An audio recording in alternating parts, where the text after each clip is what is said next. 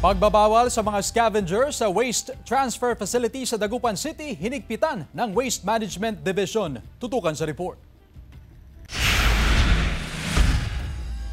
Mahigit 2 dekada na raw na nangangalakal ng basura si Michael, residente ng Barangay Bunuan Gazette sa Dagupan City. Kung minsan inaabot pa raw siya ng 11 oras sa waste transfer facility ng lungsod upang manguha ng mga basura tulad ng plastik, bakal at bote na kanilang ibinibenta. Hindi raw niya alintana ang panganib na maaari niyang sapitin sa basurahan, kumita lamang ng hindi bababa sa 500 pesos kada araw.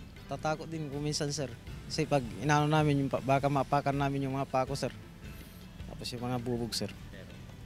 Pero kailangan, sir, para sa pamilya, sir. Pero ayon sa Waste Management Division, mahigpit na ipinagbabawal ang mga scavenger sa transfer facility. Dapat sana bawal ang scavenger doon at bawal din mamulot. Kaso yung nga problema namin, Sir CG, na kung minsan lumalaban po sila. Kung minsan pang araw, nakikipag-agawan pa sila ng kalakal habang kinukuha ng backhoe operator. Nag-operate yung backhoe natin, nandoon pa rin sila sa tabi.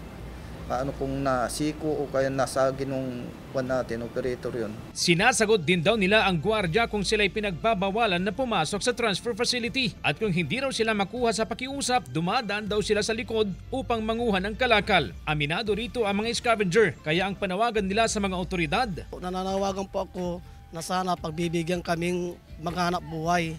Kasi hindi naman ito masamang hanap buhay. Mas mabuti po ito maghanap buhay na ganito kaysa magnakaw. Sa tansyon ng mga scavenger, humigit kumulang 100 ang kanilang bilang na nangangalakal sa waste transfer facility. Nito lang weekend, sumiklab ang sunog sa waste transfer facility kung saan ang itinuturong dahilan ng otoridad ay ang pagsusunog ng mga scavenger sa lugar. Kasama si Henry Duminsil, CJ Torida, One North Central Luzon.